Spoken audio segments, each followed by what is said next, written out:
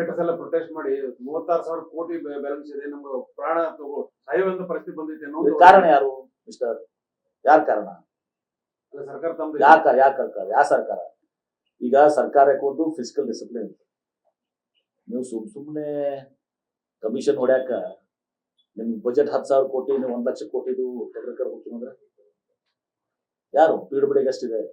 ಸುಮಾರು PWD, RDPR, ಆಮೇಲೆ ನಿಮ್ಮ ಅದು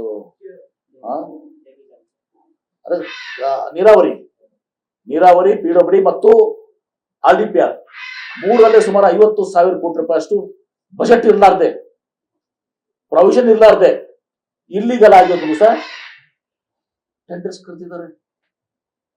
ಕಾರಣ ಯಾರು?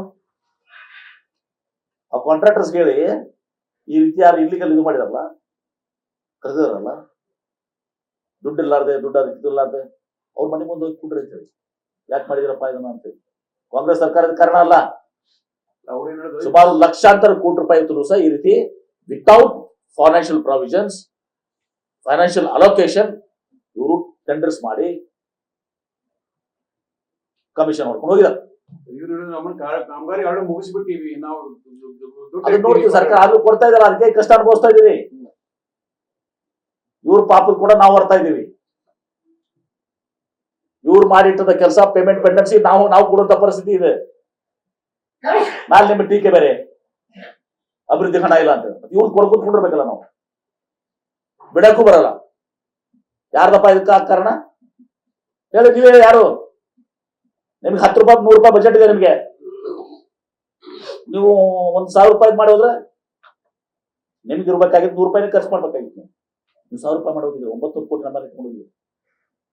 ಈಗ ಸುಮಾರು 1 ಲಕ್ಷ ಕೋಟಿಯಷ್ಟು ವಿವಿಧ ಇಲಾಖೆಯಲ್ಲಿ ಇವತ್ತು ಸಹ ಅವಶ್ಯಕತೆಗಿಂತ ಜಾಸ್ತಿ, ಹಣಕಾಸಿನ ಲಭ್ಯತೆಗಿಂತ ಜಾಸ್ತಿ, ಏನೋ ನಿಮ್ಮ ಬಜೆಟ್ಗಿಂತ ಜಾಸ್ತಿ ನೀವು ಅನುಮೋದನೆ ಕೊಟ್ಟು ಟೆಂಡರ್ ಕರೆದು ಕಮಿಷನ್ ಹೊಡೆದೋಗ್ಬಿಟ್ಟಿದ್ದೀರಿ. ಅದರ ಪರಿಣಾಮವನ್ನು ನಾವೇ ಅನಿಸ್ತಾ ಇದ್ದೀವಿ.